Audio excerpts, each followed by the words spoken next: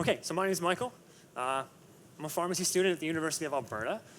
Nothing really fantastic about this. So, the title of my talk is No Excuses, You Are in Control, and we'll go through what that means.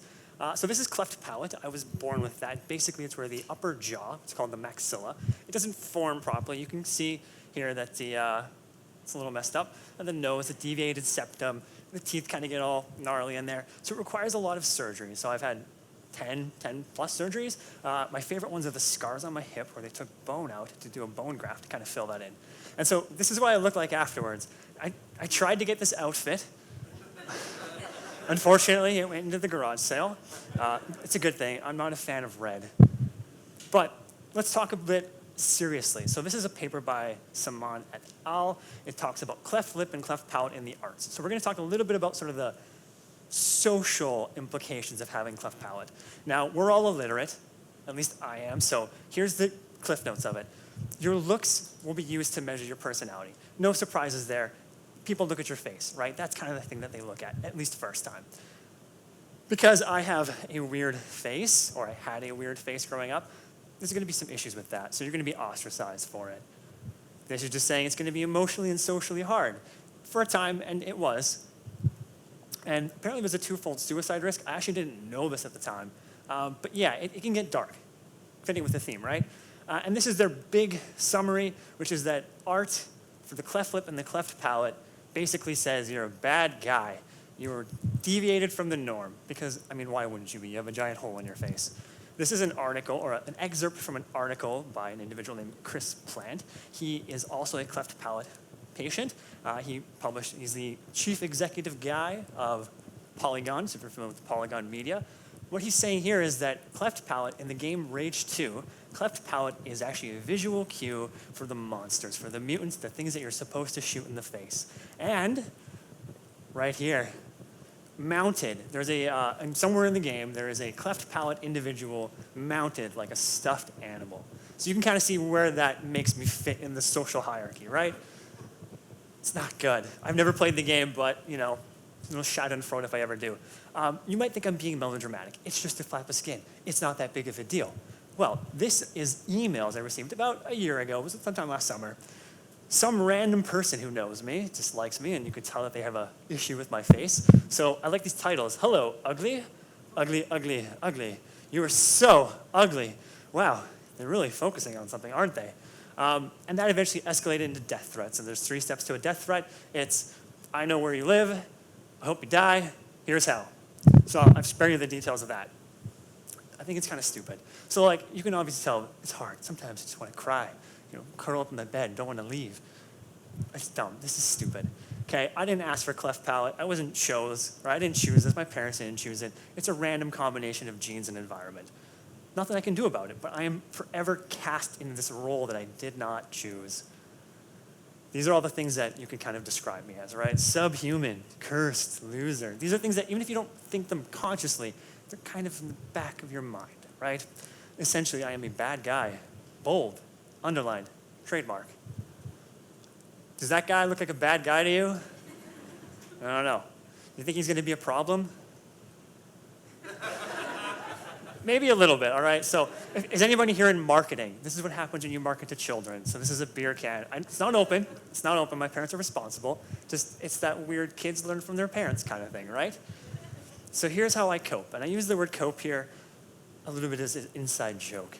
Cope kind of thing, I think, has this negative connotation to it, right? Like, oh, I have this bad stuff and I'm coping with it. I'm just barely getting by. But to me, cope is not the way, not what I mean in that context. I don't care. I have cleft lip. I have cleft palate. I've gone through surgeries. People think I look weird. I think I look weird. Okay.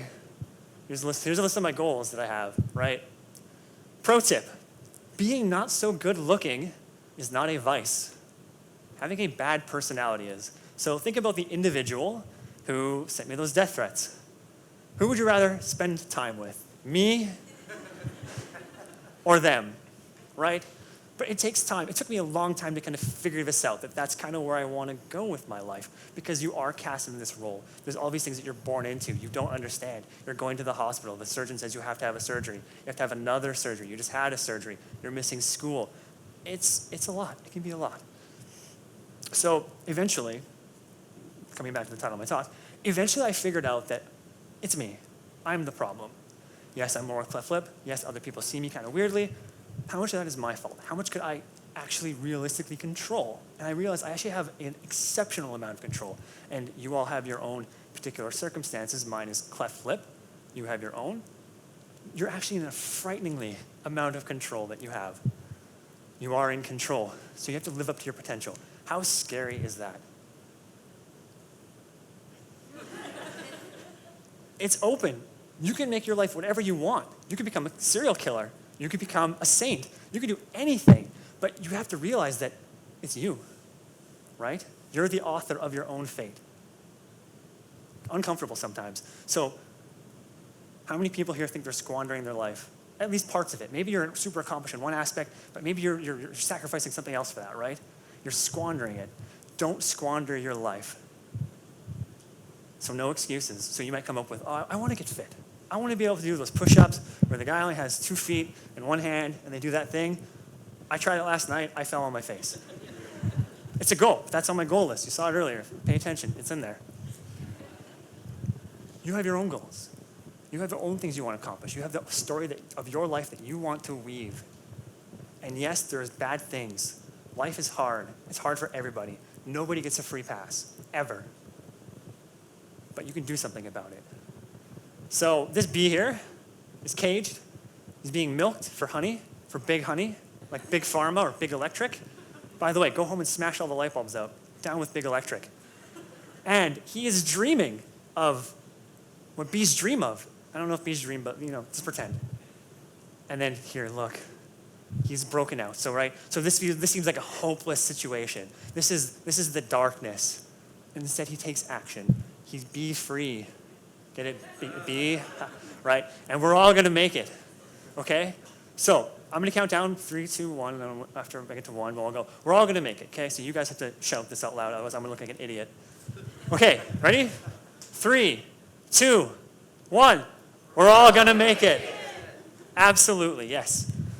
By the way, this is a subtle joke, so instead of milking hours, it's king hours. Life is difficult. You guys get the point. I don't have to beat a dead horse. You guys are going to hear, you've heard some stories, you're going to hear more stories. You have your own stories. Saints walk the earth, right? It's the people riding behind you on a tandem bike. That's it. That's all it takes. So I look at this guy, and I think he's got some hard times ahead of him. But I want to do right by him. That's me, by the way.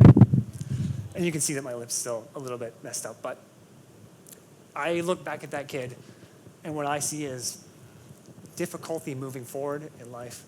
But I'll get there. I will definitely get there.